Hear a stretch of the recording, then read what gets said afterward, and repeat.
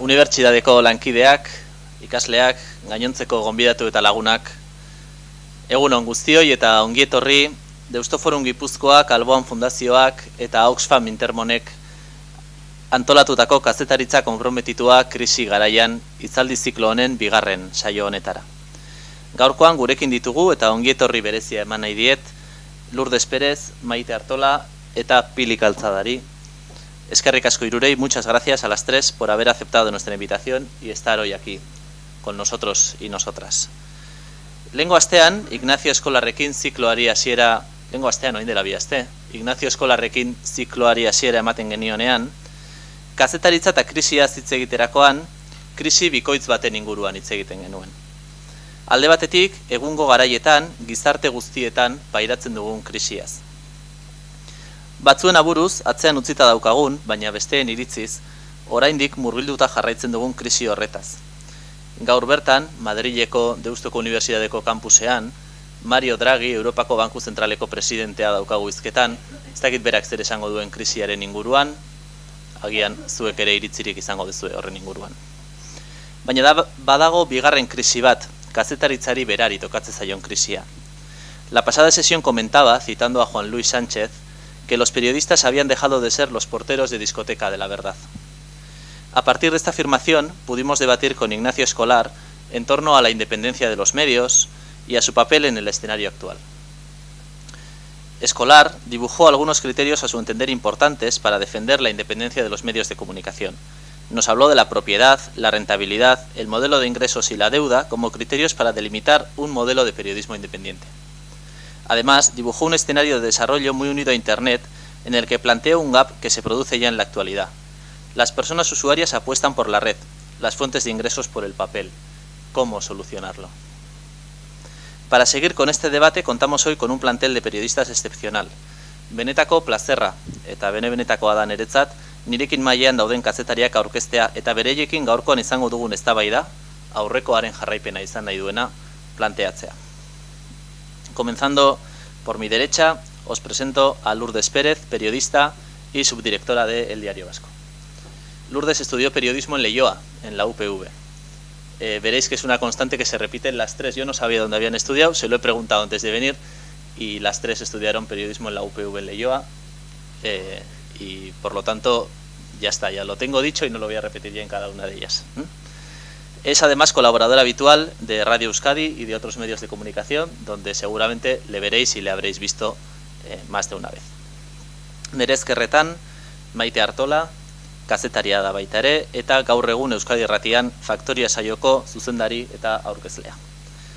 Leioan ikasitakoa baita ere, EH1, eta segurazki momentu honetan Euskal Herriko ahotsik ezagunetarikoa dela esango genuke, inongo ezbairik gabe. Azkenean, but not least, ingelesek esango luketen bezala, Pilar Calzada, aurkeztea plazerra da. Pilar kazetaria da baita ere, eta freelance bezala aritzen da komunikazio estrategikoren arloan hainbat erakundeetan. Saioak idatzen ere ibiltzen da, eta tertuliatan ere parte hartzen du telebistan, uste biok elkarrekin ere ibiltzen gera, tokiren batean, eta EH1 ikasitakoa baita ere. Bien, pues una vez realizadas las presentaciones y antes de comenzar a plantearles a ellas las preguntas, me gustaría recordaros también cómo podéis plantear vosotros y vosotras las vuestras. Una de las cosas más ricas que tienen estas sesiones es que podáis hacer preguntas, que podáis plantearles preguntas, ¿vale? Porque en ese diálogo creo que nos enriquecemos todos. Os han dado al entrar unas tarjetas que durante la sesión y cuando se os vayan ocurriendo cuestiones podéis entregar a Imanol y a Xavier, que están a ambos lados de la sala, para que después yo mismo se las vaya haciendo y podamos ir enriqueciendo ese diálogo que de manera crítica es lo que nos gustaría ir cultivando. No he dicho, y también es importante decir, que la conferencia será bilingüe, ¿vale? Que utilizaremos alternamente el euskera y el castellano, así que podéis plantear las preguntas en el idioma que consideréis. Bien, por lo tanto, comenzamos ya con la primera de las preguntas que os planteo para empezar, que es ¿cuál consideráis que es el presente y el futuro del periodismo en la época digital? Zein ustedes due, zein esango zenukete dela, kazetaritzaren oraina eta geroa digitalizazioaren aro honetan? Maite, zuregatik hasita.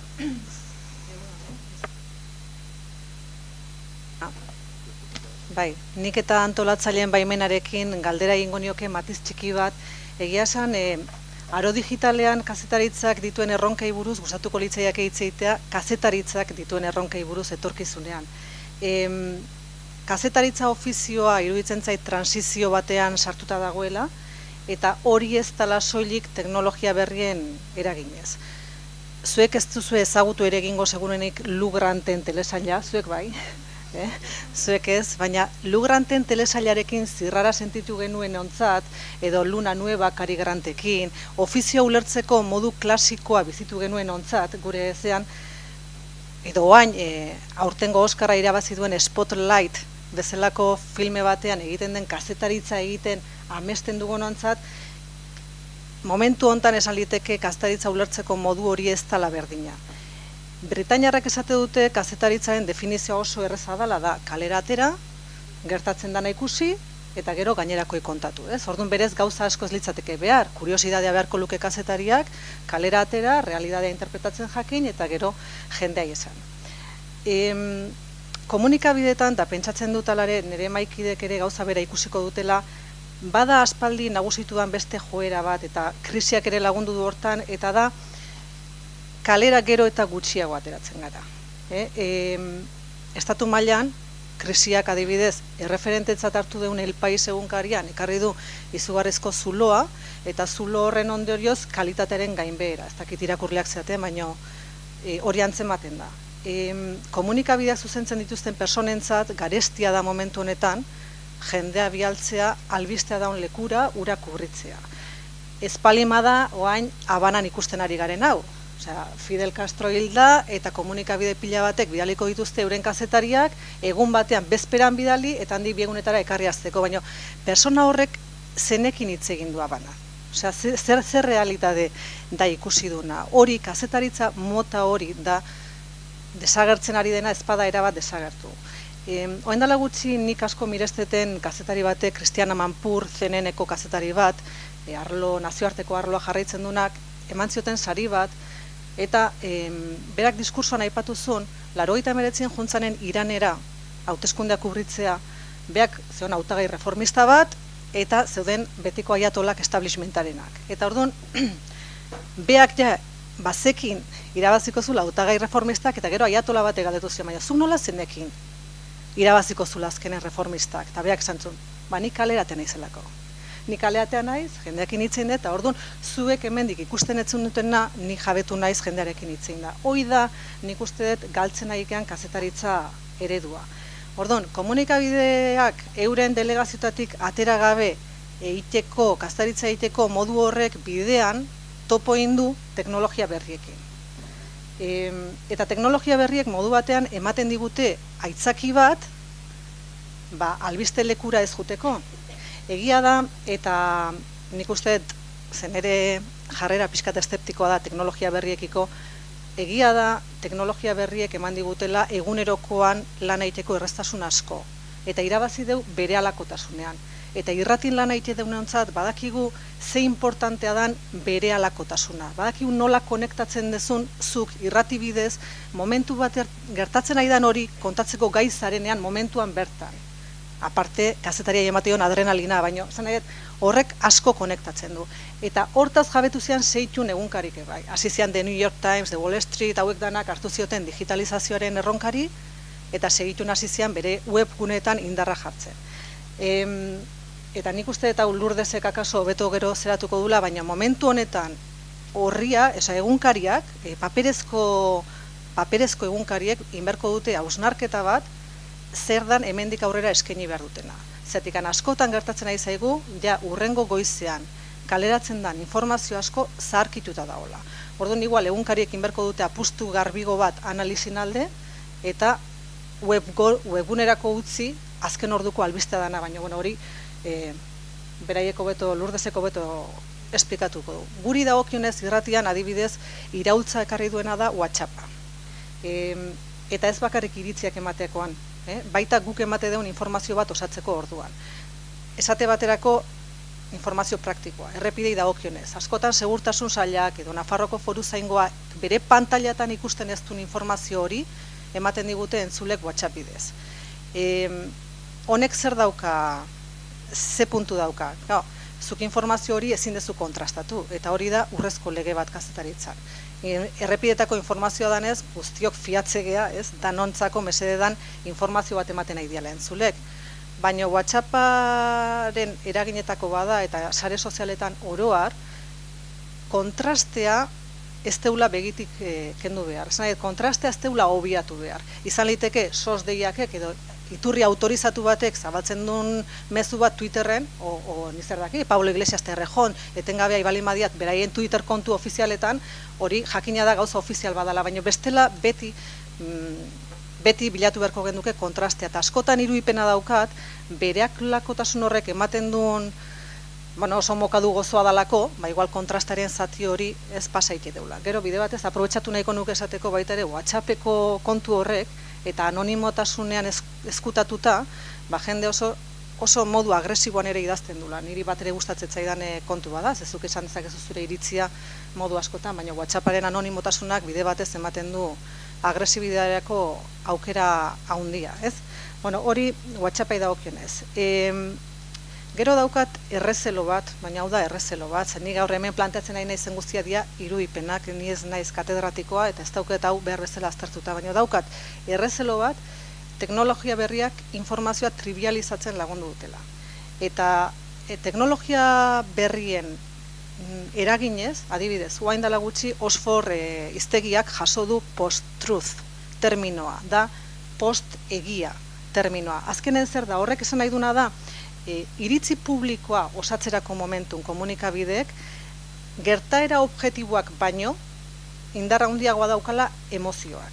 Zuk lortzen bali badezu tweet horren bidez, jendearen bihotza ukitzea eta jendea ez dakiz zer sinistu araztea, horrek gero egiak baino indarra handiago dauka. Eta hori Donald Trumpek adibidez, kanpaina honetan Twitter bidez etengabe indun kontu bada. Orduan, horrek ere irudipena dauka, teknologia berriek ere ematen dutela informazioa trivializatzeko arrisku bat. Eta gero beste kontu bat. Emozioak bilatzeko jarrera hortan, landutako informazioaren aurretik jartzen da entzungarritasuna. Zerk saltzen du. Eta askotan, Diario Baskon, beste egunkari askotan ikusiko dezue baita ere, klik gehiena dauzkan kontenidoa ez dela elaboratuna. Askotan ez da elaboratuna, ez da gehien landudan informazioa. Nik aste honetan, prime timeen inditugun elkarrizketa guztitatik, web horrian gehien klikatu dan entrevista bakizu zein da, Oñatz Bengoetxeak Lauterdiko txapelketa irabazita biharamonean bere amona ginen entrevista bat. 7 minutu. Maria Jesus Sagastibeltza. Milagros Ama Virginia Aldamen entzeukala kandela jarri ziola esan ziten. 7 minutuko entrevista bat, eta ez dakizen bat klik webgunean. Ta nik hortik zenten ditu behar dut. Hori dalako jendeak oso entzungarria duen eduki bat, prime timeeko eduki potentenak edo esfortza hondinak era hortako entrevistak bilatzen pasa behar dugula. Nik uste dut hor bilatu behar dela baita ere ekilibrio bat, entzungarria dana, inoiz serioa dan informazio bat deskuidatu gabe. Hor da bilatu beharko genuen ekilibrioa. Kazetaritzak momentu honetan, kazetari batek uste dut daukan egiteko importantena, zelen esan dut, kanpora atera, informazioa kontatu, hilabeteak pasa notizio baten atzen hori ia desagertua dagoela, nik uste dut momentu honetan, teknologia berrien bidez, hemendik handik, atzetik aurretik, iristen nahi zaigun informazio guzti hortan, jerarkia bat itea dela, albisteak kontestelezatu, eta jendeari eman zure ustez serioa dan eduki bat. Hori da, nik uste momentu honetan kazetaritzak itea daukan lanik egokina ze. Hau Iñaki Gabilondok aspaldi esan zuen. Zuk esan dezakezu euria ari du. Euria ari du albiste bada. Euria ari du izan liteke albiste oso ona lehortea dagoen leku batean, eta izan liteke albiste oso txarra gainezka daudenen urtegiak. Orduan, kontestualizazio horretan, uste dut guk momentu honetan indezakegula lan handia. Garai baten bukaera iritsi da, edo aspaldi iritsi zan, guk seguramente kazetaritza hasi genunen zirrara horretako kazetaritza klasiko ulertzeko modu horren bukaera kaso iritsi da, baino egoera berritara egokitzen asmatu behar deula iruditzen zait, betiko kazetaritzaren balioak galdu gabe. Eta bakarrik apunte bat, hau da gaina asko moskatzen hau kontu bat, kazetaria ez da inoiz albistea. Eta gaur egun teknologia berrietan baita ikusten den tendentzi bada protagonismorako joera handia dagoela kazetarien arte.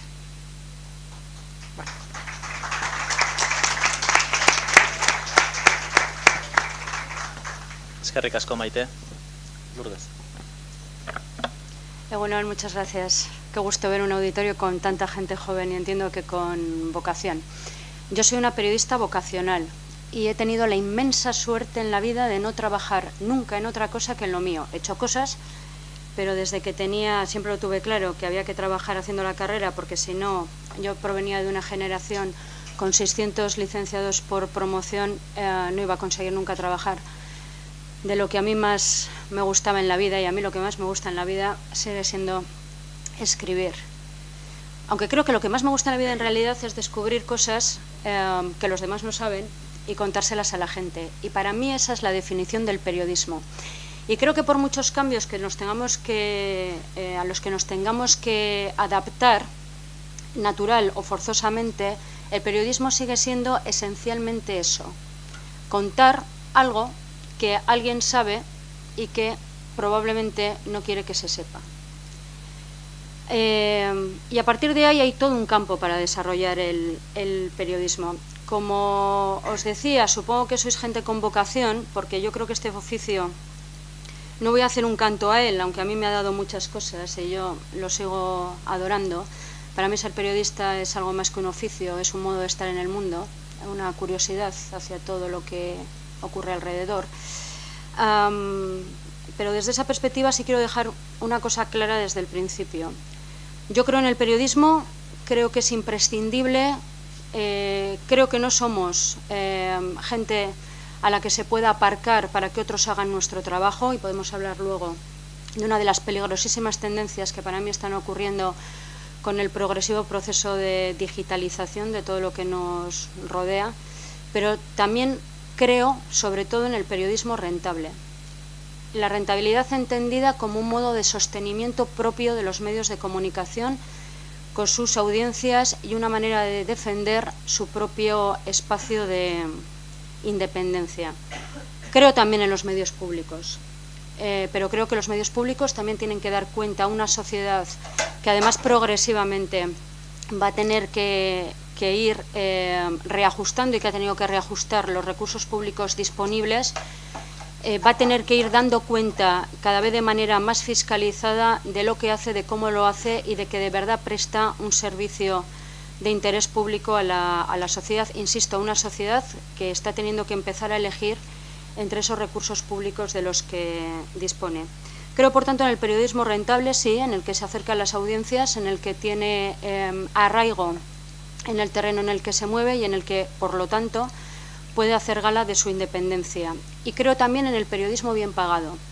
Yo no digo que no se pueda hacer periodismo, muy buen periodismo, estando paupérrimamente pagado. Pero creo que es más fácil hacer las cosas bien cuando uno tiene un reconocimiento a su trabajo. Y por desgracia se ha producido, al calor de una crisis que nos ha empitonado de una doble manera, por un lado la general, la recesión general, y por otra la muy singular de los medios de comunicación, creo que se ha producido una depauperación paulatina del oficio que no beneficia en nada a nuestra labor social ni a nuestro compromiso. Yo creo efectivamente, y lo reitero, que tenemos que estar dignamente pagados. El concepto de dignidad, bueno, es una cosa que cada uno arbitra a su manera, pero yo creo que todos podemos entender lo que eso significa. No creo en el periodismo barato. Y puede ser fantástico, pero al final eso desgasta a quien lo ejerce y no se reconoce. Y creo que esta sociedad tiene que reconocer y pagar el buen periodismo y el periodismo que sirve para el progreso de una sociedad democrática, avanzada y que tiene desafíos que tiene que abordar también desde la prensa como la nuestra. Ha planteado Maite cosas muy interesantes y en buena medida comparto lo que ha dicho y los riesgos que trae consigo lo digital. Yo creo que a los periodistas en general, y hablo desde mi perspectiva, que el grueso de mi carrera profesional lo he hecho en la prensa escrita, el folio en blanco, ese espacio magnífico donde a uno le puede dar mucho vértigo, pero donde uno descubre muchas cosas de lo que le rodea y de sí mismo. A mí me da lo mismo donde escribir, y creo que a los periodistas que les gusta el oficio les da lo mismo, como si tuviéramos que recuperar unos barrotes de mármol y empezar a cincelar y volver a aquello. Pero tenemos que poder vivir, insisto, dignamente de nuestro trabajo. Y el problema, bueno, o el desafío que ha traído la digitalización, en un momento además de crisis económica general, es que nos interpela e interpela la sostenibilidad de nuestro modelo periodístico. No tengo el último dato, pero el penúltimo, en todo caso, apunta que 6.000 periodistas han perdido su trabajo de las características que tuviera, es decir, fueran contratos más o menos en precario, fueran puestos de trabajo estables, han perdido su puesto de trabajo en España. 6.000. Eso es una realidad que no se puede obviar. Eso es una pérdida de masa crítica y de conciencia social en el país enorme. Pero claro, nosotros somos un sector especialista en tirar piedras contra nuestro propio tejado, porque, y lo habréis escuchado todos vosotros, yo llevo muchos años hartándome, y uso la palabra a conciencia, y como lo he dicho además en mi casa ante quien correspondía, lo puedo decir aquí, hartándome de escuchar a presuntos gurús, algunos con conocimiento de causa y muchos sin conocimiento de causa en absoluto, gente que jamás ha tenido que gestionar nada, es decir, que nunca ha tenido que preocuparse de cómo sacar un periódico que es un niño que nace todos los días, a la calle, y de conseguir arraigarlo entre sus lectores, y lo mismo podíamos hablar de las radios o de las televisiones. Bueno, pues gurús que nos han venido a decir, por ejemplo, que el papel va a morir.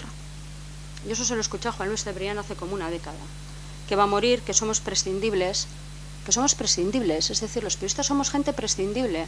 No me voy a poner estupenda con que contribuimos al sostenimiento de la democracia y estas cosas, pero hombre, somos los garantes, o deberíamos ser los garantes de que las cosas funcionan, ser los vigilantes del sistema, los porteros de discoteca. No me gusta mucho la metáfora, porque somos 3 mujeres y creo que ninguna de las 3 nos vemos como porteras de discoteca, pero es verdad, es decir, hemos podido perder ese papel de porteros de discoteca de la verdad, pero bueno, hay verdades que existen y nuestra labor es garantizarlas, y se nos ha dicho, y lo hemos dicho nosotros, que es lo más grave, es decir, no nos lo han dicho desde otros sectores económicos, culturales, no, nosotros mismos nos hemos dicho que somos prescindibles.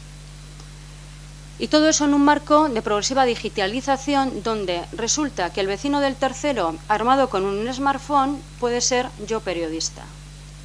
Ninguno de nosotros dejaríamos que nuestro vecino del tercero, que es tornero o profesor, nos abriera en canal e hiciera de yo cirujano, ¿verdad?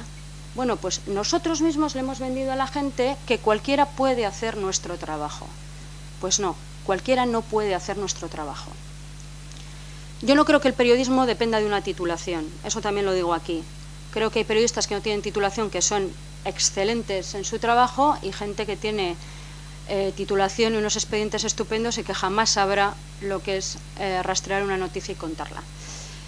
Pero cualquiera no puede hacer nuestro trabajo, y no deberíamos dejar que nos dijeran que cualquiera puede hacer nuestro trabajo. Entre otras cosas porque yo creo que lo que ocurre ahí necesita un filtrado. No digo un filtrado manipulador, lógicamente, ni un filtrado que tergiverse los hechos que ocurren, pero necesitamos traducírselo a la gente. Y creo que esa es una de las labores, por coger otro hilo que decía Maite, otra de las labores que va a tener singularmente la prensa escrita. Yo no sé lo que vamos a durar.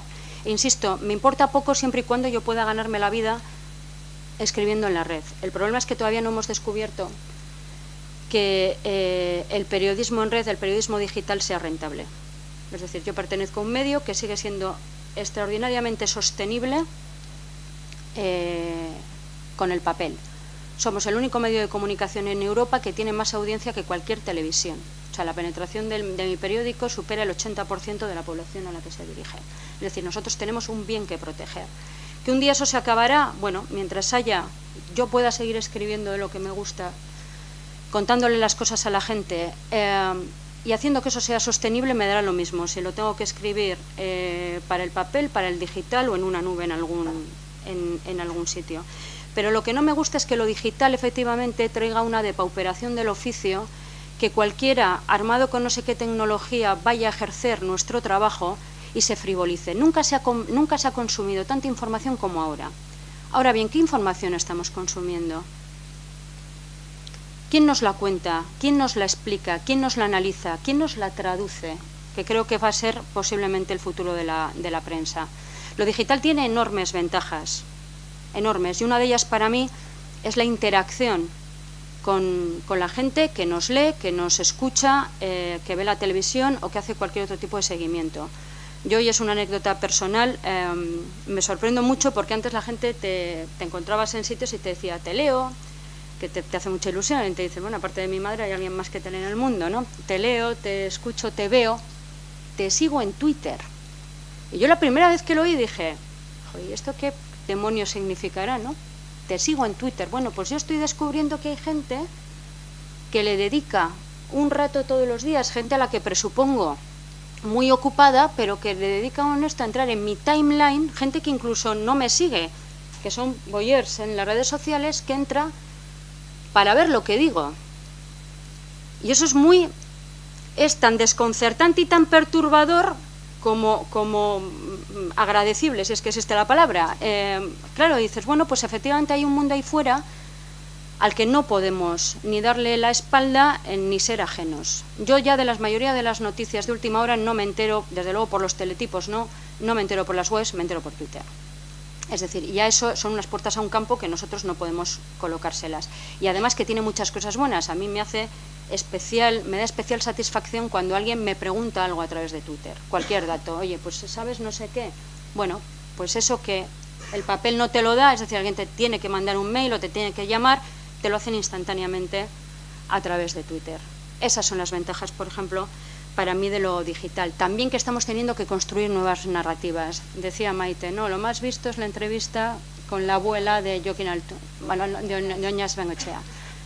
Bueno, pero es que igual es una manera de contar quién es Oñas Bengoechea. No me parece mal. Quiero decir, mientras el trabajo sea honesto y efectivamente no caigamos en el belenestebenismo, y me vais a entender perfectamente, ¿por qué no? Se puede contar la historia de nuestro pelotari txapeldun a través de la historia de su abuela. ¿Y eso interesa? Claro, interesa. Han cambiado los focos de atención y el modo de contar las cosas. Y bueno, las desventajas las he contado. Sobre todo eso, el que pensemos que cualquiera que disponga de una herramienta tecnológica puede hacer nuestro trabajo. Insisto, el periodismo es una manera de estar en el mundo, es una manera de tener curiosidad, es una manera de comprometerse con lo que se cuenta y con cómo se cuenta. Lo haremos mejor o peor, pero yo creo que ese debe ser el combustible que alimente nuestra labor cotidiana. Y creo que no tenemos que tener miedo a los desafíos, hay que afrontarlos de cara, pero también siendo conscientes de lo que somos, de lo que representamos y de lo que la sociedad debería exigirnos y lo que deberíamos dar. Y el riesgo de banalización sí que me parece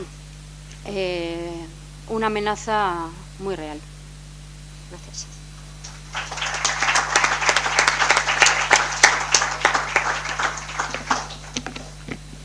Eskerrik asko, Lourdes. Pilar. Bueno, egunon, eskerrik asko.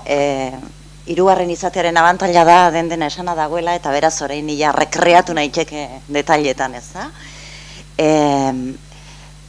Oain dela zesango dizuet, 8 urte edo horrelako zerbait, 7 urterekin edo nere alabetako bat etorri zan, eta esan zuen, gauza bat egin behar izan dut eskolan, da ez diazu sinistuko, baino galdetu jate ama zerta dedikatzen den. Eta esan diet denda bat daukazula. Baina badakizue hori ez dela egia, badakizue kazetaria naizela, baina ezin nuen esplikatu. Enekien esplikatzen.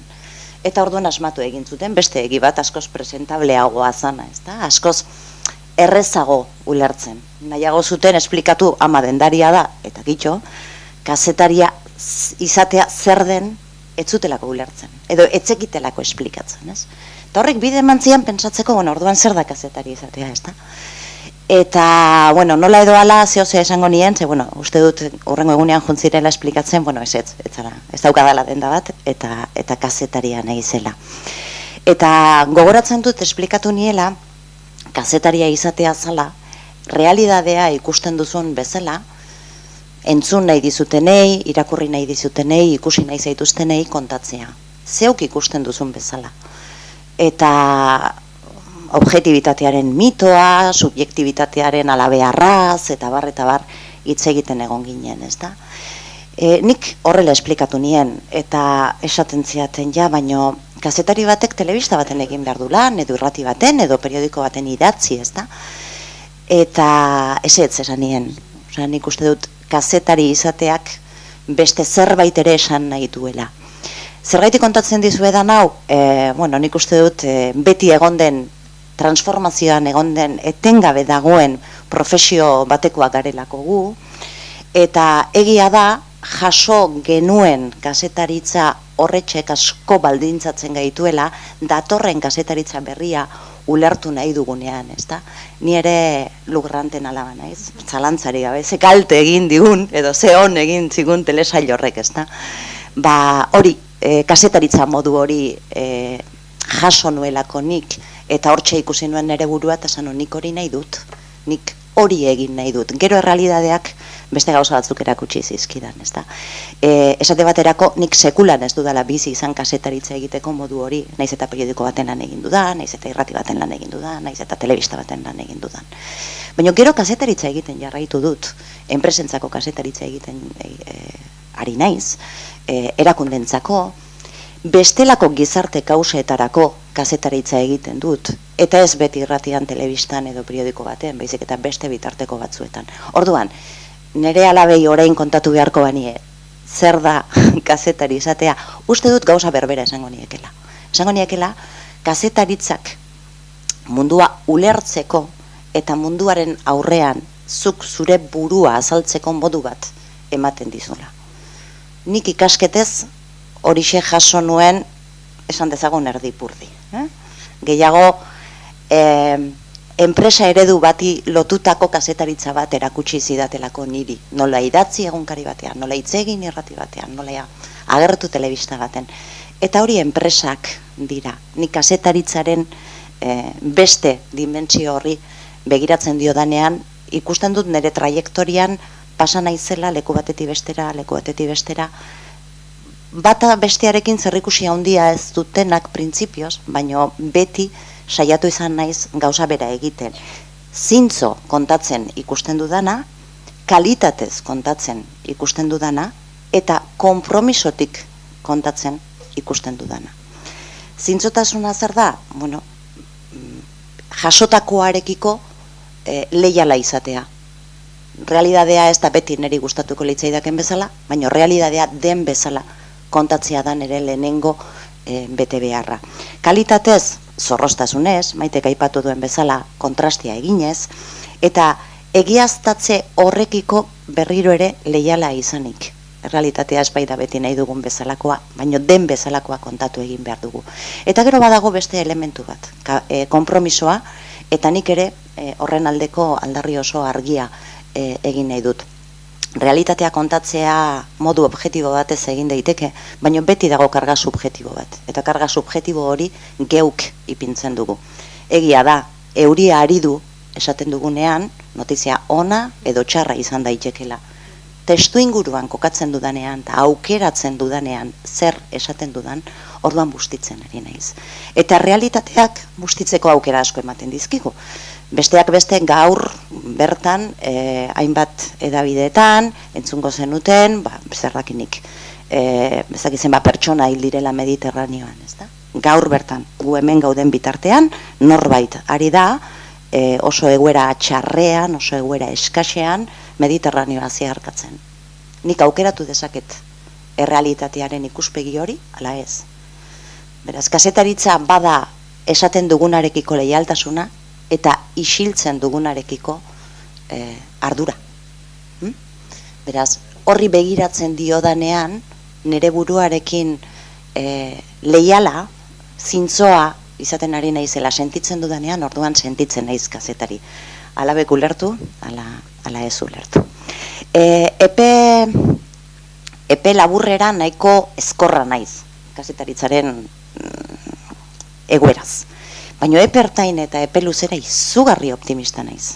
Izugarri, eta gaina zuek ikusten zaituztet, ikasleak zarete, zuek izango zarete kazetaritza hori egingo duzuenak, eta oso baikorra naiz.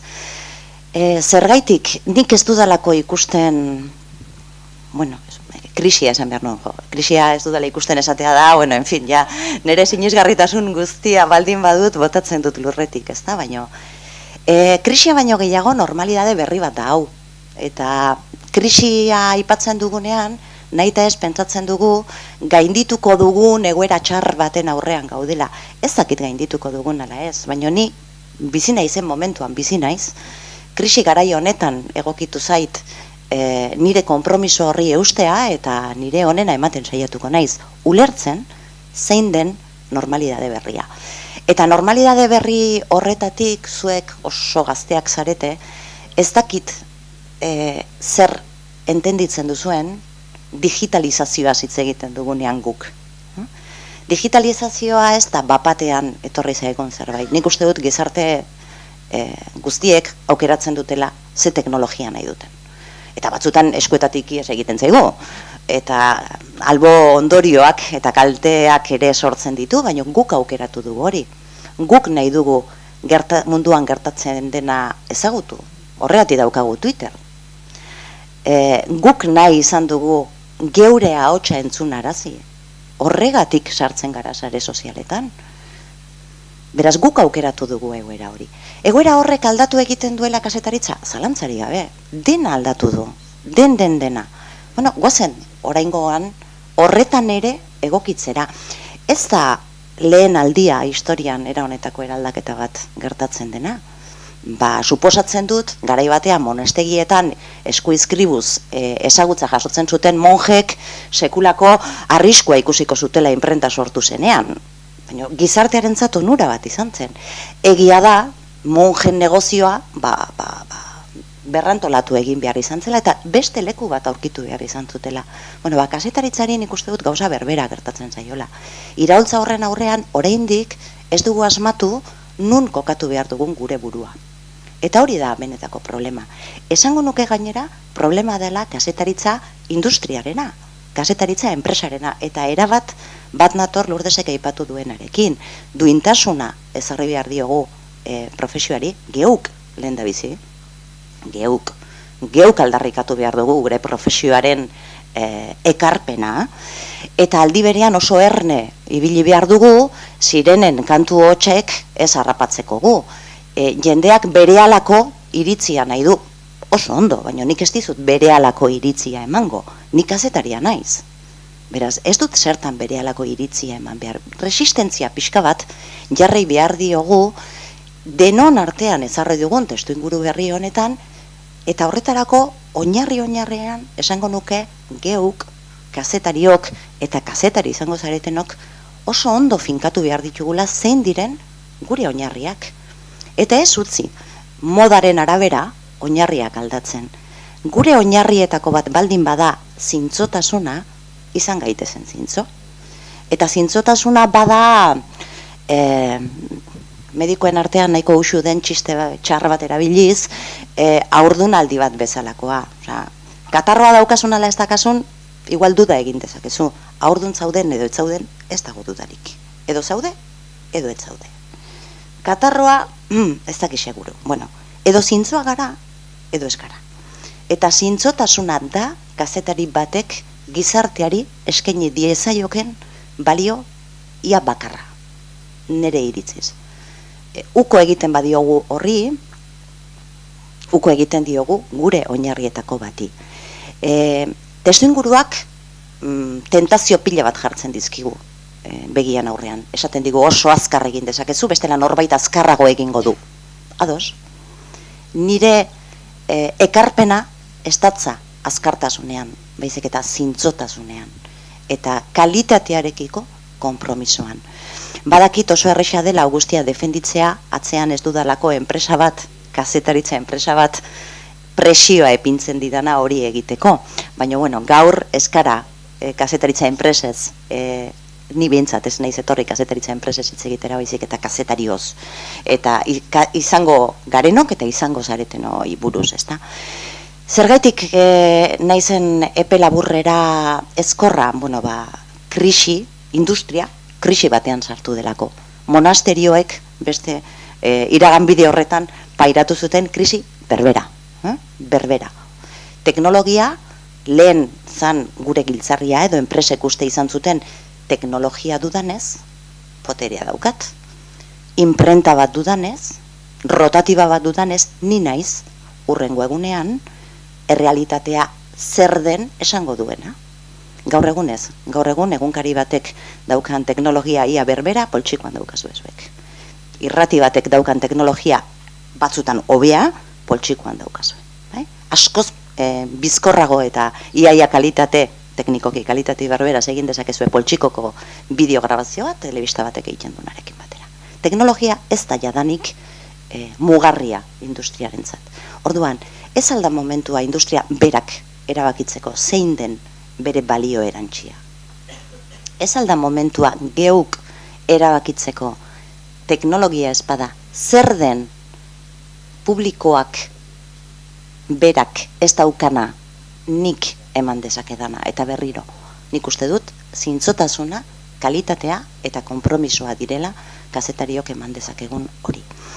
Lanbidea egokitu egin behar da, guztiz, geuk beritzikizuek, ikasle zaretenok, egin behar duzue testu inguru berri honetan falta zaigun iraultza, zuek prest egon behar duzue horretarako, etxarete natibo digitalak, eskara natibo digitalak, eskara, hori natibo digitalena hori mito bat da, iritsiko da momentua eta ez da oso luze izango, zeinean internet baote dugun galdetzea, elektrizitatea baote dugun galdetzea bezain absurdoa izango dela. For granted esaten dute ingelesek, ez da? Segurutzat emango dugu, egongo dela.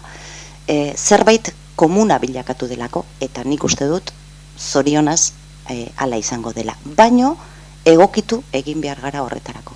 Ezin dugu jarraitu, monjek imprentarik gabe jarraitu nahi izan zuten bezala. Guk ulertu behar dugu zein den imprenta garai berri honek sortzen dizkigun bete beharrak. Uste dut kosta egingo zaigula. Kostatzen ari zait asko. Kostatzen ari zaigu bi planotan.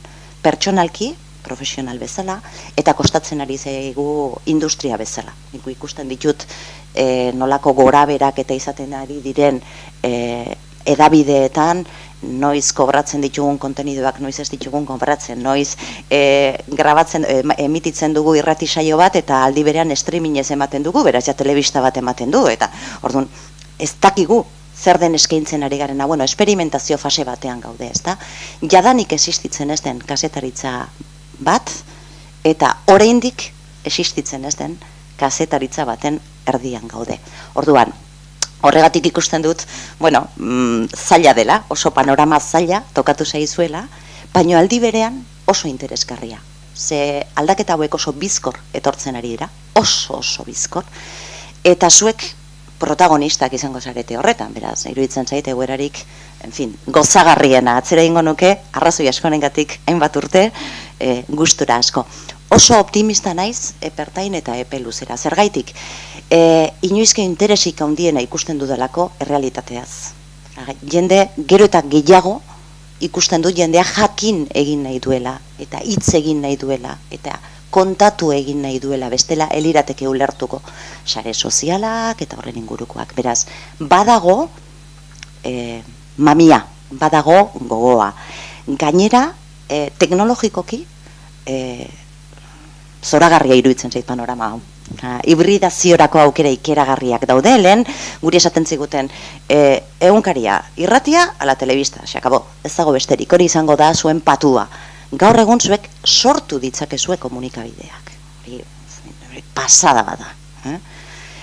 Sortu dezakezue izango den kazetaritza hori, beraz nolez naiz optimista izango. Eta esango nuke gainera berrikuntzarik haundienak oraindik ez ditugula ikusi. Oraindik ez dira personalizatu zirkoaren estena honetan izango diren elementu guztiak, eta horiek zuek ikusiko dituzue.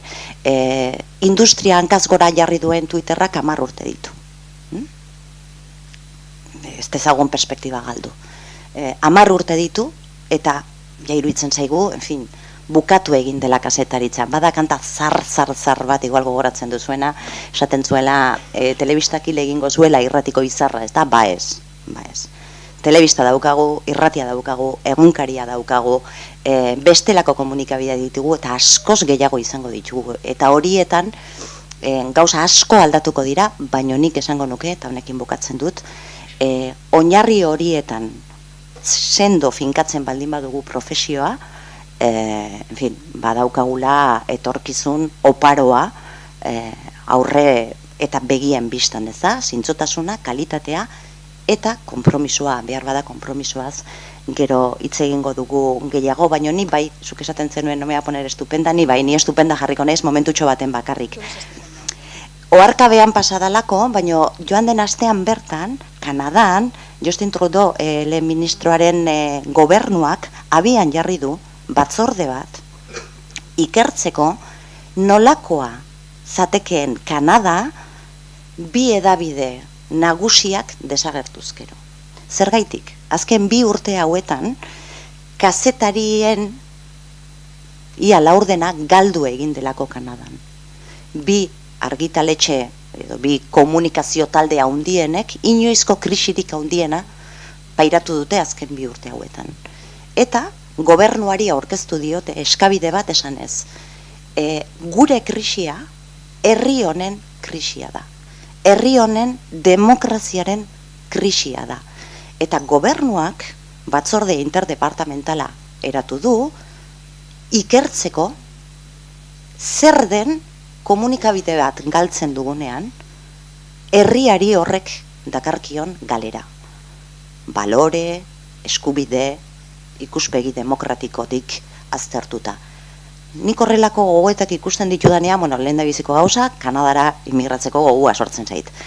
Baina bigarrenez, ohartzen naizena da, zenbait tokitan behintzat, gogoeta niri interesatzen zaidan terrenora eramaten ari dela. Alegia, ez gara prestindibleak. Guk badakigu ikasi egiten dugulako realitatea zintzotasunez, kalitatez eta konpromisoz aztertzen. Eta batzuk konturatzen ari dira 3 elementu horiek ezinbestekoak direla errealitatea osasungarri, baloretan oinarritu eta demokratikoa izan dadin. Beraz, hemen utziko dut oraingoz, epe laburrera ezkorra, epe ertain eta luzera oso optimista. Eta pena bakarra dut, momentu honetan, ez dagoela nik ezagutzen ditudan telebistetan behintzat Lugrand bezalako telesailik, behar bada guk nekez kontagiatu izango dizu egun grina hori benetan sentitu dezazuen merezi duelako.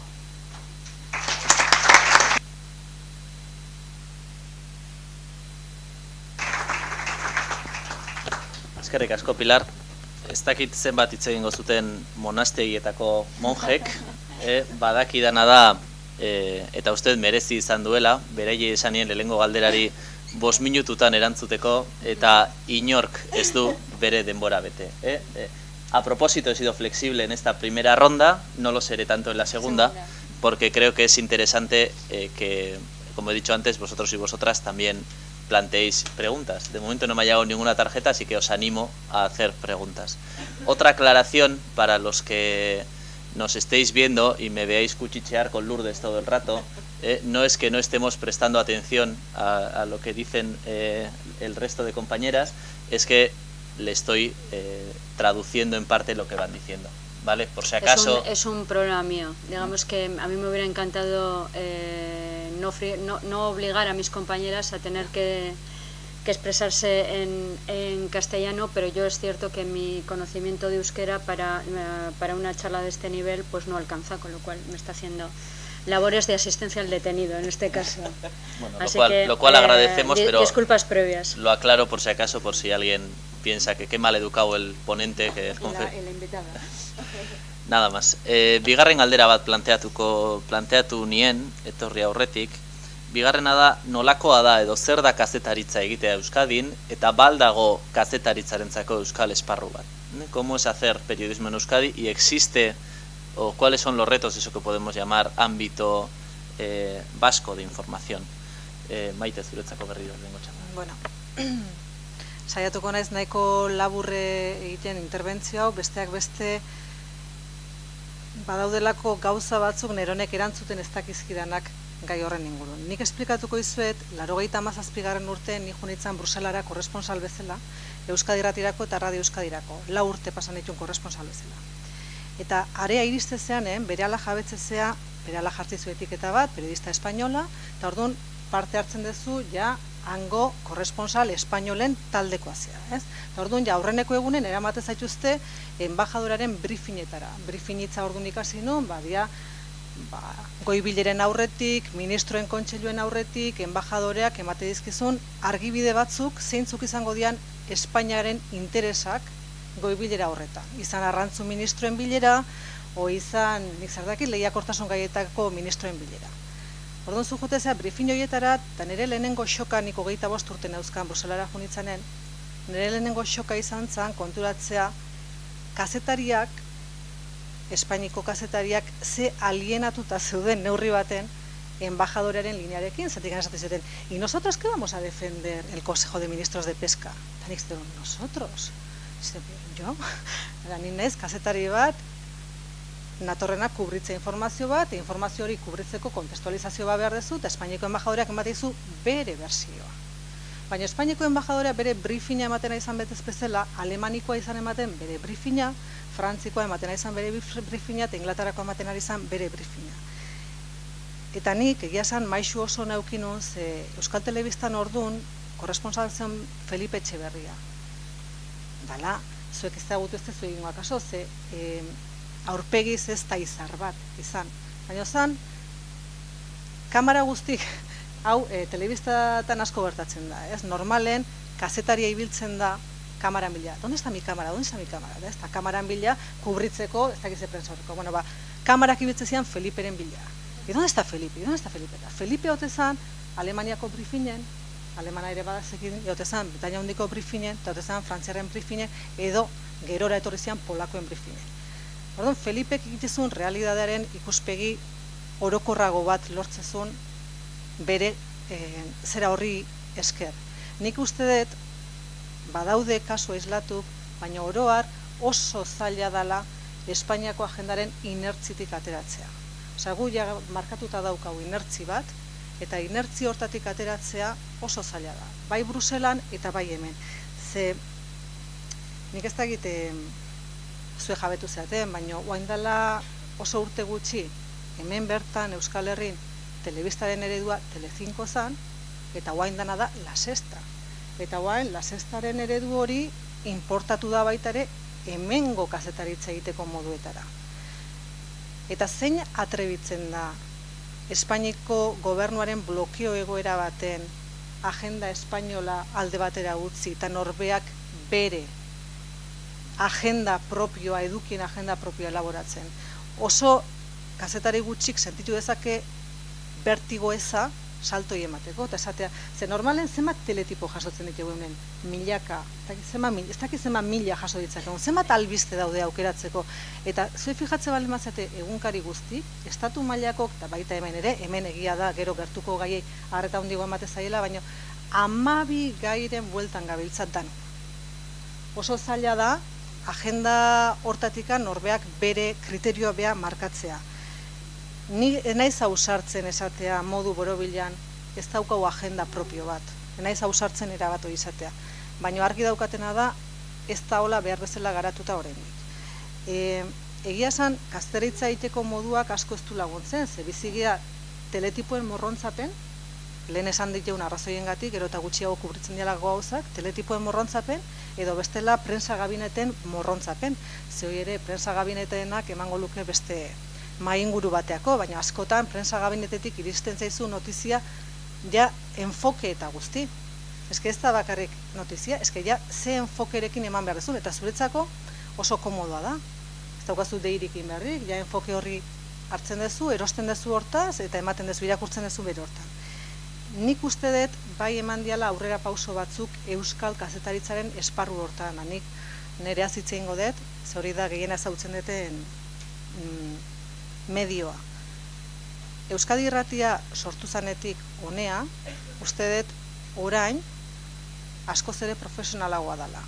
Bere garaian, beste batzuk indako lanari esker, neurri handi baten.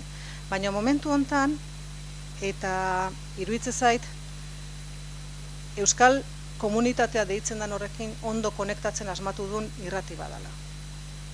Eta besteak beste ondo konektatzen asmatu du bere agenda erdi propio hori iteko ahalmena izan dulako. Osea, morrontza hori onartuta ere, estatuko agenda politikoarekiko bereziki daukaun morrontza, gertuko bertan dauden gaiei ematen zaien arretagatik. Euskadi Irratiak adibidez momentu hontan, azkeneko 4 urteetan, inoizko bere historiako daturi, audientzi datuik onenak eman ditu. Eta adibidez, prime timeko franjan, goizeko franjan, beste edozein irrati generalista baino gehiago entzuten da, esate baterako Gipuzkoan. Nafarroan ere datuak asko betu dira, Bizkaian ere bai. Horrek ze esan nahi du, ze militantzia ja ez da existitzen. Zuek ez dakizue seguruna zer da militantzia, guk jakin genuen zertza militantzia, baina orain ez da ezer konsumitzen militantziagatik. Orain kalidadea eskatzen da, edo gutxieneko konektatzeko zera bat. Eta bestela zehitun aldatzen dezu diala. Zeleno emisoran aldatu mezu, hain edozin momentan pik batekin aldatu zea, edo beste medio batera jutezea, ez dago inungo leialtasunik, inork ez dio inoi ezer zor, eta berezi sentitzen du askatasuna mugitzeko. Orduan, nik uste dut euskal esparru horrekin, informatibo horrekin neurri baten asmatu dalako konektatzen egindula bide hori nire dagokidanez Euskadi Irratiak. Gero, agenda propio bat garatzeko oraindik iruditzen zait medioek bide luzea daukagula egiteko ere. Eskerrik asko.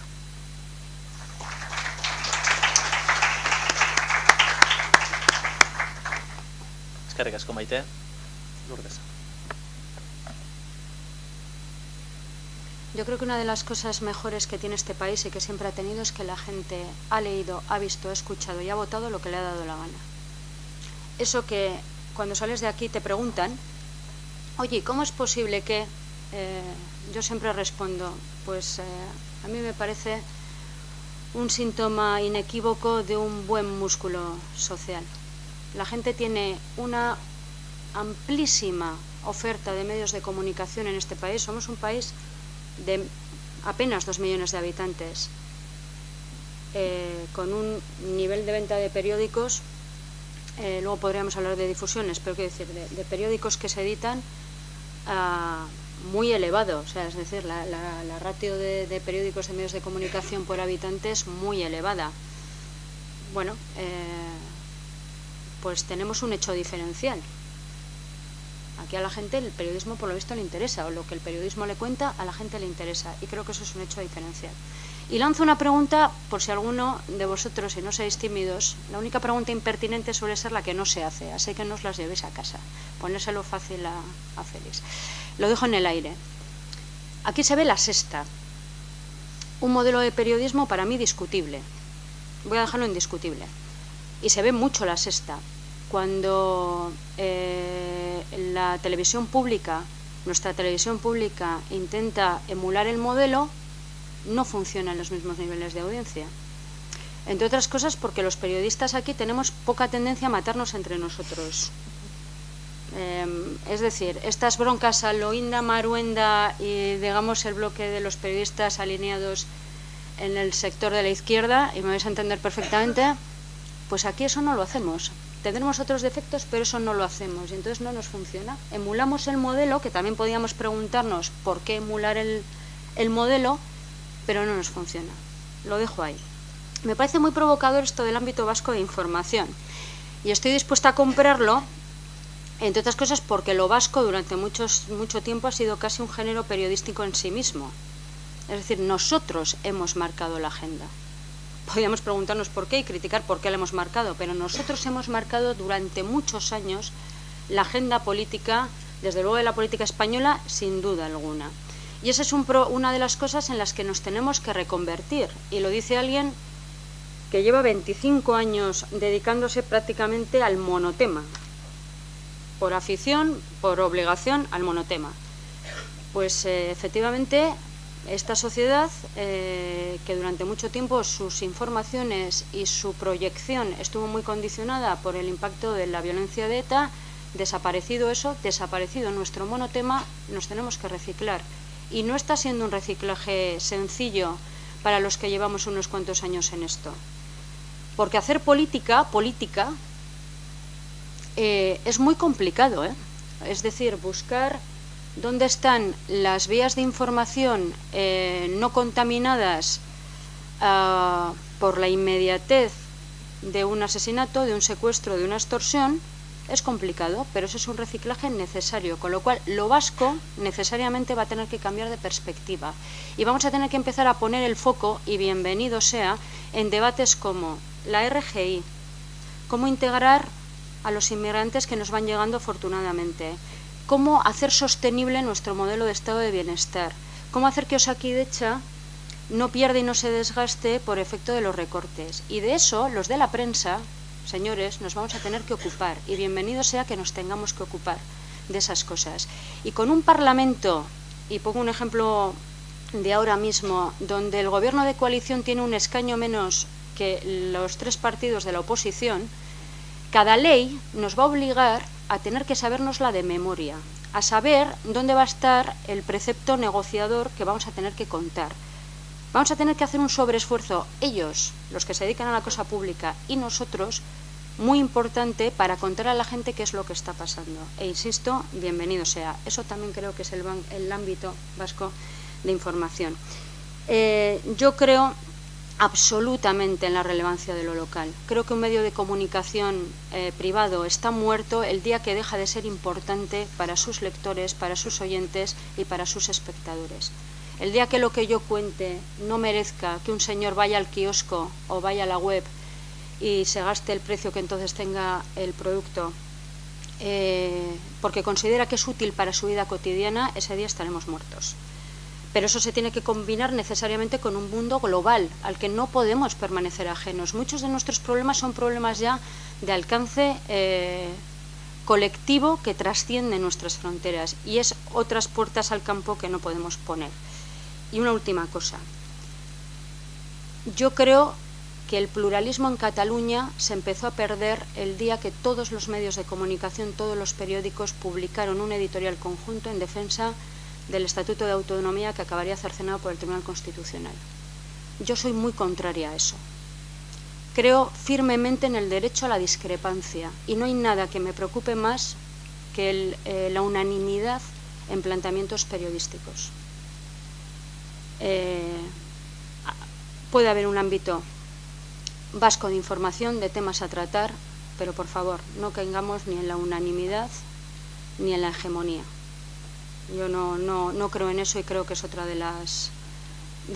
de los problemas que podemos acarrear si incurrimos en eso. Gracias.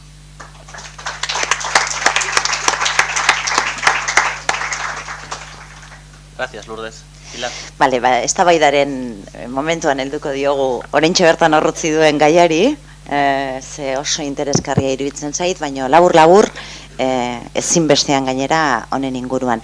Euskal Esparru komunikatiboaz galdera egitea tentagarria da, eta nik esango nuke interes handia dagoela horren inguruan, ezta? Baino nik eramango nuke gizartearen beraren beste arlo batzuetara, ezta? Espazio propioak baditugu, gizartean ez badago espazio propiorik nekez egongo da komunikazioaren esparruan, ezta? Zein dira erreferente komunikatiboak, nola sortzen da bertako agenda, nola sortzen da bertako agenda komunikabidea dagokioneaz, eta gainerakoan, galdetzen baldin badizuet, ezakit, bertako zientzialari baten izena, musika erreferente bat, literatura erreferente bat. Behar bada, euskal esparru komunikatiboa existitzekotan, esango nuke futbolaren inguruan existitzen dela. Hor bai, hor badaukagu agenda bat, hor badaukagu informatuta egoteko, hor badaukagu egunero ez dakit, ka horri, ratxaio propio, fuera, hortik kanpora, ez dago beraz. Erantzuna berealakoa izango litzateke ez dago euskal esparru komunikatiborik, baina ez da justua. Nik uste dut badaudela hainbat esparru komunikatibo teilakatuta daudenak. Euskadi Irratiaren adibidea aipatu du Maitek, eta nik uste dut eredugarria dela. Eredugarria. Baldin bada espazio komunikatiboa, hori izan daiteke bat. Ez da kasualidadez nire ustez, euskararen inguruan sortu izana. Ze horrekin batera ere esango nuke, euskarazko prentsa, eta bereiziki euskarazko prentsaren sustapen etengabearekin gizarteratze bat sortu dela, eta gizarte errotze bat sortu dela, eta gizarte errotze horrek esplikatzen duela, bere txikian dagoen espazio komunikatibo propioa. Euskadi Irratia adibide bat da, berria beste bat izango litzateke, eta bereiziki prentsa lokala. Horren nahaztuta daukaguna beti sekula existituko espalitz bezala, eta jende askorentzat etxean jasotzen duen astekari bakarra, doan iristen zaigun astekari hori da. Orduan, nik uste dut jarri behar dala espazio komunikatiboaren oinarrietako bat bezala. Hori ere, kasetaritza delako, kasetaritza lokala delako, ez da. Askotan esaten dugu, agenda propioa pentsatzen dugunean, bereziki kazetariok beti agenda politikoa daukagu gogoan, ez da.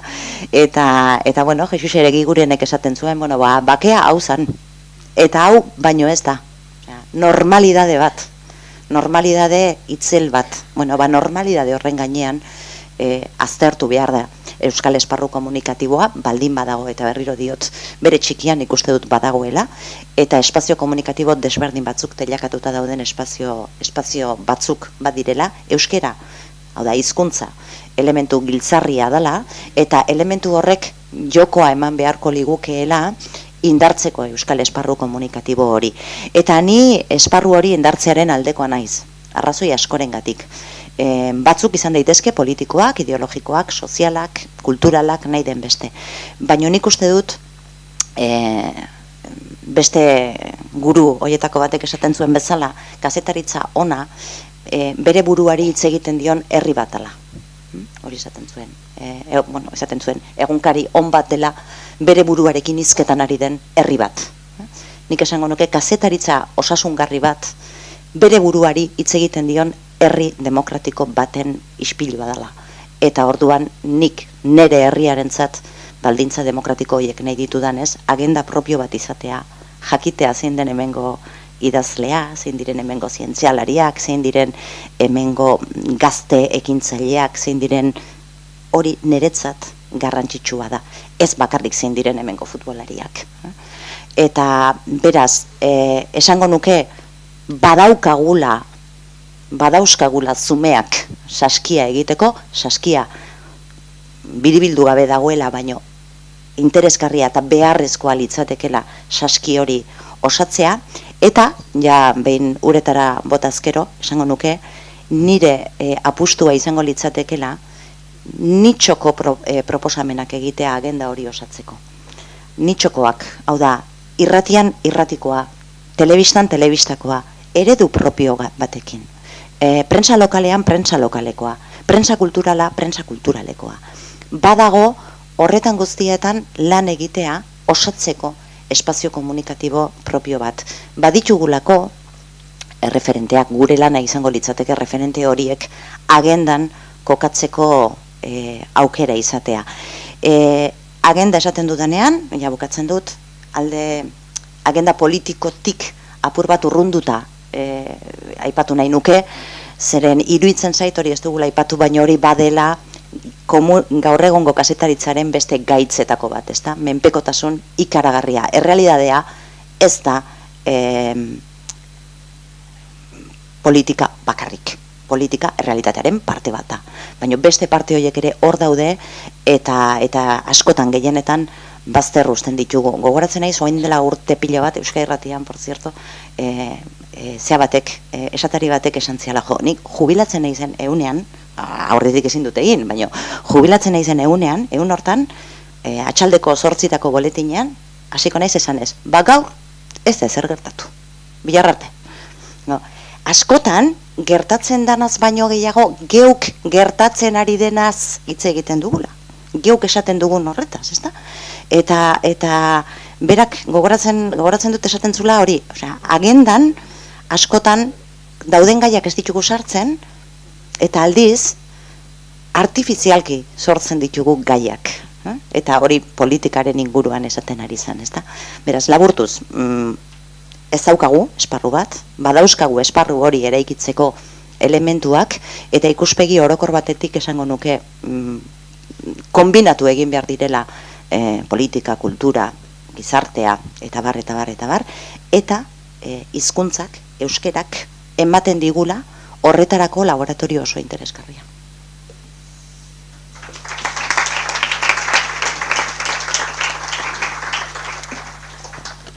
Eskerrik asko, Pilar. Hay unas cuantas preguntas. Hay una concreta que es solo para Lourdes y el resto os las haré a las 3. Entonces tenemos, bueno, pues 20-25 minutos. Sí os pediré un poco de brevedad en las respuestas. Habéis estado más comedidas en esta segunda ronda, pero... Tú pide. Bueno, pedir es gratis. Ay. Bueno, la pregunta concreta para Lourdes. En la anterior charla, Ignacio Escolar destacó que entre las claves para saber si un medio era independiente se encontraba la de cuáles son las fuentes de ingresos. ¿Cómo considerarías tú la independencia del Diario Vasco en ese sentido? Y luego añade, independencia comprendida como puerta para ofrecer una información veraz.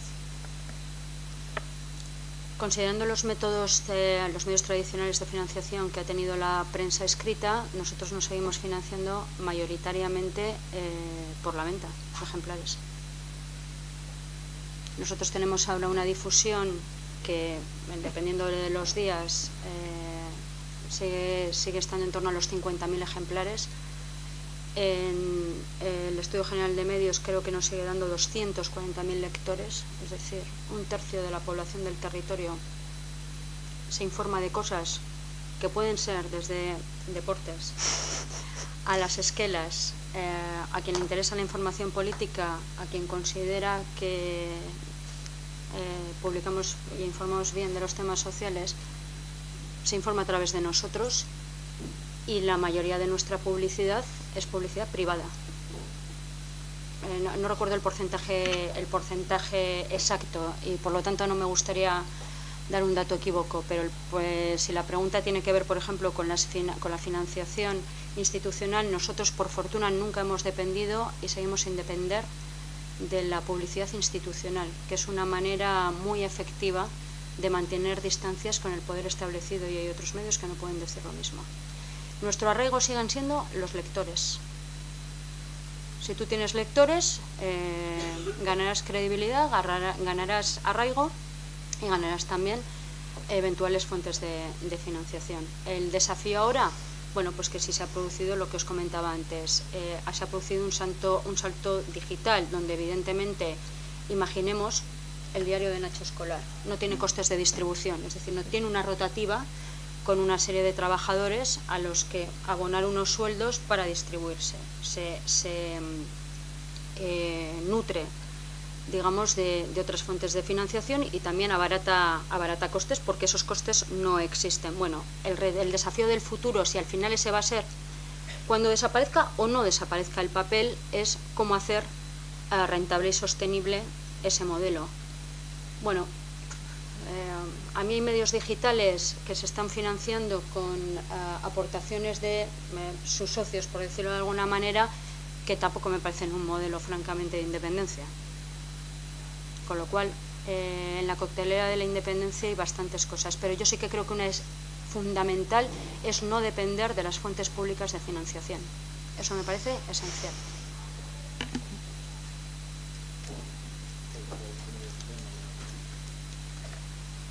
Bigarren galdera bat, nik irakurriko dut dagoen bezala, hau hiruontzako da, nahi dezuten ordenean erantzuteko. Nik, bueno, galderak dio, legitimoagoa alda hedabide pribatuek eskaintzen duten informazioa hedabide publikoarekin alderatuz. nik neuk igual alderantziz planteatuko nuke, baina holaxe dago jarrita. Legitimoago alda, edabide pribatuek eskaintzen duten informazioa, edabide publikoek eskaintzen dutenarekin alderatuz. Es más legítima la información que nos ofrecen los medios de comunicación privados que la que nos ofrecen los medios públicos. Nik ezetz esango nuke, argi eta garbi. Nik esango nuke informazioaren legitimitatea ez datorrela publikoa ala pribatua izatetik, baizik eta publikotasun eta pribatutasun horrekin zer egiten duen profesionalak. Pribatuki interes propio bat izan dezakezu, eta publikoki ere interes propio bat izan dezakezu. Nik uste dute areago esango nuke medio propioek berme gehiago, o medio publikoek berme gehiago eskaintzen dituztela horrekiko kontrola askozaz ere gardena dalako edo berez ala beharko luke, badaude era guztietako bermeak ala beharko luketenak. Inozo ere naiz. Baina esango nuke legitimitatearen ikuspuntutik nik ez dio dela ikusten, ez dut ikusten batak bestearen gainean egin beharko lukenik edo egiten duenik. Komunikabide publikoan lan interneten aldetik, legitimitatea ez dut uste baloratu behar danik, legitimoak dira komunikabide guztiak eta informazio guztiak. Bai iruditzen zait, da leno Lurdesek aipatu duen kontu bateagatik, bueno, erderaz zangoet, el periodismo da por sentado, ¿no?, que su misión es vigilar, sobre todo vigilar al poder, ¿no? Pero es verdad que si esa es su misión principal, fiscalizarlo, he utilizado mal el verbo. Nosotros deberíamos ser también fiscalizados como medio público. Es decir, hortan ni erabat ados nago. Iruditzen zait gu laugarren poterea balin bagea, eta gure lana komunikabide guztiena edo kazetaritzaren ofizioaren alde romantikona jasota balin bada boterea vigilatzea, gu laugarren boterea izan da gure lana bereziki komunikabide publikoena inor baino fiskalizatuagoa egon beharko luke. Orduan, komunikabide publiko batek bere jardueraren berri ematen du Eusko Legebiltzarrean, Maite Iturbe EITB-ko zuzendariak askotan agertu behar izan dugu alderdi politikoei azalpenak ematea hainbat gairen inguruan. Guk Euskadi Irratian bete behar izaten deu txintxo hilabete bukaeran alderdi politiko egiten dizkeun entrevista guztik, ze alderdi politikoek bide batez esan da kazetaritza askotan ajola etzaiena kronometroakin bizi dira, haber zenbat minutu eskaintzen zaien alderdi politiko batzui, baina nik onartzen dut era hortan fiskalizatuta egon behar dela. Ze gu, komunikabide publiko bat, eta zuek oandik ez kotizatzezte zuelako, baina mundu guztiak ordendutako diru publikoti bizi dela. Legítima es una palabra puñetera. Yo no la utilizaría porque qué es legítimo, qué no es legítimo. Yo no usaría esa expresión. Creo que todos nos movemos en el ámbito informativo con características distintas. Lógicamente, las, entre comillas, en el mejor sentido del término, servidumbres que tiene un medio público no lo tenemos nosotros.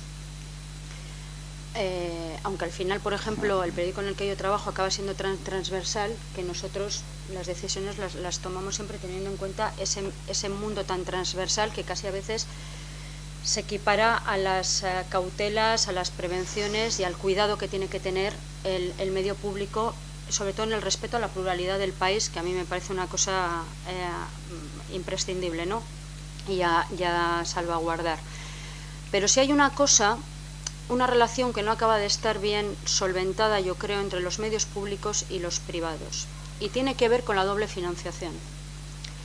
EITB, como le ocurre a Televisión Española, se financia con los presupuestos generales, es decir, en un caso los generales del Estado y en otros casos los de la Comunidad Autónoma Vasca, es decir, con impuestos que todos abonamos.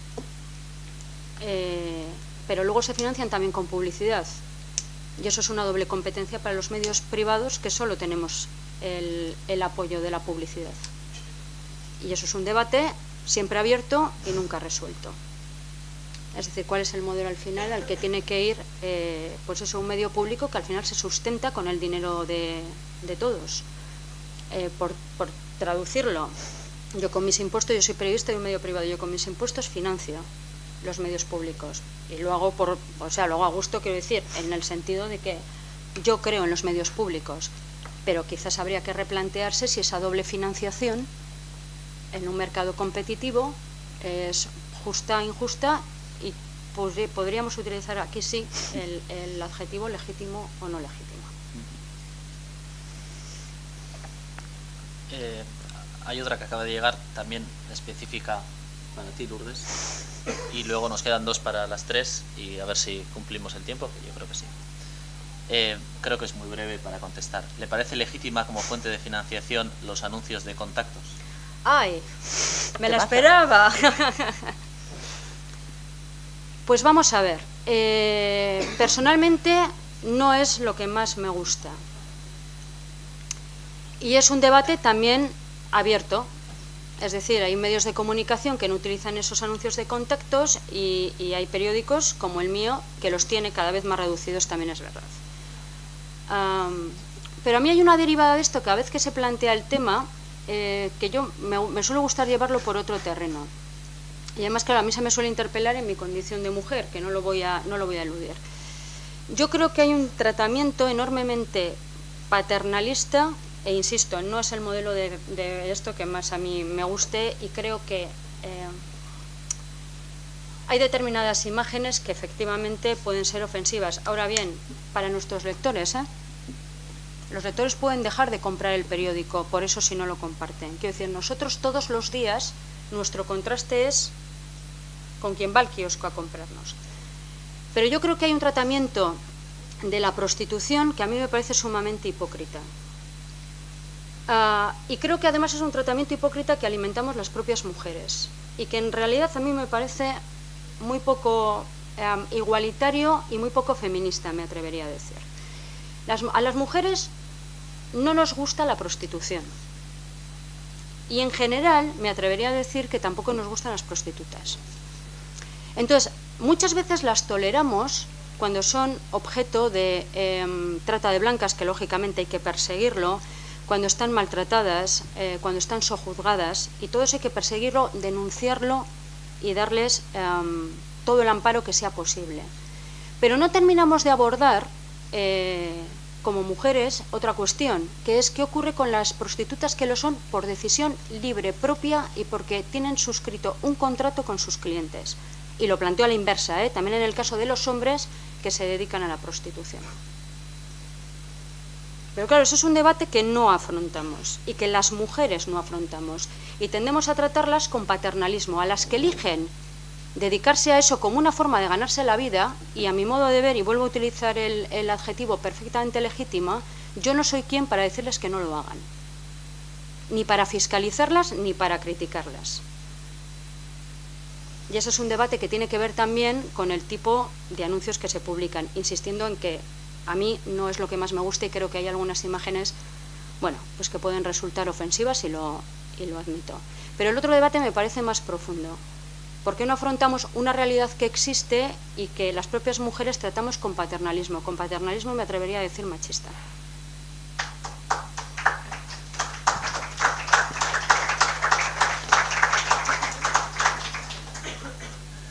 Creo que sería un debate muy interesante para continuar, si no nos faltarán 7 minutos y por lo tanto sí. Ya te hubiera gustado. Fili, sí. motz baldin bada? Bai, nik oso laburre, o sea, completamente de acuerdo, Lourdes, que el debate de fondo es un debate que enraiza en muchas más cosas, ¿vale? Y esto sí que yo creo que además lo lanzaría aquí para que tuviésemos espacio para analizarlo, pero la pregunta era muy concreta, y yo creo que la pregunta es, ¿esto cualquier cosa sirve para financiar cualquier cosa? Yo creo que no, y sé que ahí estoy de acuerdo contigo. Sé que hay que dices, no es el modelo que más me gustaría, no es la publicidad que a mí me gustaría ver en mi medio, no es la publicidad que a mí como lectora me gusta ver en ningún otro medio. Y me parece que en algunos temas nos cuesta ir un pasito más adelante. Y sin embargo en otros temas entramos sin ningún problema, porque cuando se decide que en ciertos espacios públicos no va a haber publicidad sobre hábitos nocivos o perniciosos, no se va a hacer publicidad del tabaco, no se va a hacer publicidad, se decide por una cuestión, el término legal será otro, pero también por una cuestión de higiene de valores y de higiene visual, es decir, estas cosas no se tienen que ver, ¿no? porque hay una responsabilidad en todos los espacios y en los espacios que son públicos, aunque dependan de una empresa privada, ¿eh? Entonces, simplemente por ese argumento, yo creo que la reflexión tendría que ir también en el elemento concreto, es decir, ¿es lícito? Lícito, no sé si es la palabra. ¿Está bien? ¿Está mal que haya este tipo de publicidad en los medios? Yo cuando veo esas imágenes, cuando veo esos mensajes, me parece que estamos haciendo una cierta dejación moral de algunos contenidos. Y creo que como siendo un espacio que una empresa pone en manos de lectores y lectoras todos los días, yo creo que esa reflexión sería más que pertinente. No tengo nada claro si es una solución prohibicionista o no, no lo sé, pero que es una reflexión que yo creo que es muy, muy importante. Bueno, había una pregunta que iba dirigida a Pilar, baina uste hiruentzako nahiko pertinentea dala, si me la respondéis en un tuit. Vale, venga. Zuen ustez, ze leku hartzen dute komunikabideek herriaren demokrazian? Uste dut esan dituzuela gauzak, hitzaldian zehar, baina en titular, ¿qué lugar juegan los medios en una democracia? 40 karakterre balima da, ezinbestekoa da. Komunikabideen funtzioa aitortzen balima diegu komunikabidei boterea zaintzeko funtzio hori besteak beste, ezinbestekoa. Bueno, errete egingo nioke, eta kitxo ez da, horrela ja, erreza egingo nuke, ez da. Nahitaezkoa eta oinarrizkoa, ez badago kasetaritza independente, zintzo, kalitatezko eta konprometiturik ez dago demokrazia osasungarrurik. 150 oso. No hay democracia sin medios de comunicación libres, pero los medios de comunicación tenemos que contribuir decisivamente a una mejor democracia. Casi. Diría. Maite, hau zuretzako motxian baitere posible balik bada, tiene que haber un equilibrio entre publicar lo que los consumidores quieren escuchar y lo que los periodistas quieren contar. Tiene que haber un equilibrio entre lo que el periodista considera que ha de saberse y entre lo que consideramos que puede entretener. Bereziki komunikabide publiko batean, baina ni leno Oinaz Bengoetxearen adibidea jartzen unen, zan, jabetuta hori oso entzungarria dela, ze gainezke emakumea zoragarria zan, nik nahiranen entzuteko gomendik izuet, baina hori jabetuta ere ezin du kriterio hori izan prime timea determinatuko duna. Erabakiak izan behar du, zer da guk eskaini behar diona entzulei, eta gero nola egin hori entzungarria izan dadin da entretenimentua sartzeko. Zer datu nahi dezuen, motz? Nik uste dut oreka hori beti dela zaila, eza? Baina nik errespetu ikeragarria zor diot entzulegoari edo irakurlegoari edo ikuslegoari, ezan? Beti pentsatzen dugu jendeak entzun nahi duena. Bueno, nik jakin nahi nuke benetan jendeak entzun nahi duena hori den edo jendeak kontsumitzen du ematen zaiona, ezta? Bueno, hori da beste debate interesantea, eta zuek fijatze bali mazate, WhatsAppean, Twitterren oso aktibo daun komunidadea, ez da gizartearen gehiengoaren reflejo bat. Da aktiboana dana, baina ez du esan nahi iritzi hori danik nagusi berez beste aldean daon entzulen partetik. Askotan justifikatzen da, bueno, prentsa arrosaren garaian, bueno, prentsa arrosaren garai eternalean beti izan eztabaida hori, ezta? Hori emanin behar dugu jendeak hori ikusten duelako, gero ikusten ditugu audientziak eta hori da jendean kontsumitzen duena. Bueno, behar bada kontsumitzen dugu ematen zaiguna. Eta beste aukerarik espaldin badago horretan egiten da merkatu bat, horretan egiten da eta zerbaitegatik interes propioa dago hori lartzeko, ez da. Nik uste dut jendeak denetarik kontsumitzen duela eta komunikabide batek denetarik eman behar duela. Eta aldala aldez aurretik interpretatu gabe jendeak zer nahi duen. Jendeak aukeratu egingo du askatasunez eta nahi espadu ez du konsumituko. Batzutan hori bai paternalistegia jartzen gara esanez, bueno, esto es lo que la gente nos está pidiendo. A mí me da un poquito de miedo una expresión tan rotunda. Ja denbora bukatzen ari zaigunez, azkeneko galdera plantatuko dizuet, hau bai titular bezala planteatzeko. Ze aholku praktiko eta ez topiko emango zeniekete unibertsitatetik errealitatera salto egin behar duten kazetariei? Bueno, nik gaur honea etorri naiz ikaslek zeatelako. Egia esan nahi, maingurutan da parte hartzea asko etzai gustatzen.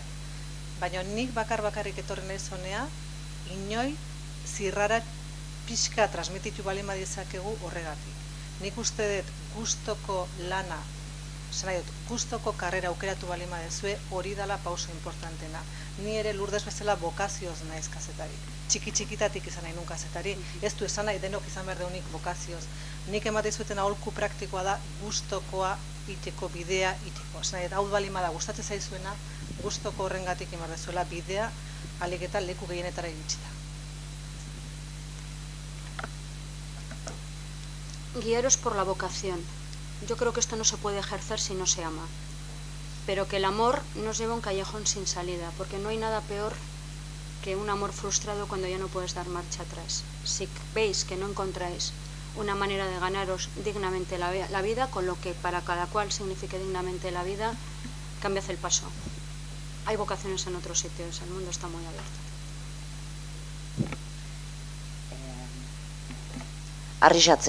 Arriskatzeko eta disfrutatzeko. Osea, atera zaitezte hemendik, ezagutzaren etxe honetatik, eskatu behar bezala formatuak izateko, eskatu formazio oso divergentea, euki kuriosidadea eta gero behin lan merkatua edo deitzen den horretara ateratzen zaretenean arriskatu. Ez dago idatzita inon, kazetaritza, irrati, telebista eta periodikoetan bakarrik egingo denik. Zuek asmatuko dituzue kazetaritza egiteko euskarri berriak. Inprenta berria zuek asmatuko duzue, arriskatu zaitezte eta aurkitu, ze seguru nago egongo direla espazioak gaur entzun dituzuen horiek berehala gaindituta utziko dituztenak. Kazetaritza gauza bat da, aurrez aurre ditugun aukerak beste batzuk, eta zuek berriak sortuko dituzue, beraz, arriesgatu, asko ikasi noski, baina bereziki disfrutatu grina horrekin. Benetan sentitzen baldin baduzue, disfrutatu zazue, ze disfrute horretatik, gozamen horretatik errezago ikusten dira aukerak.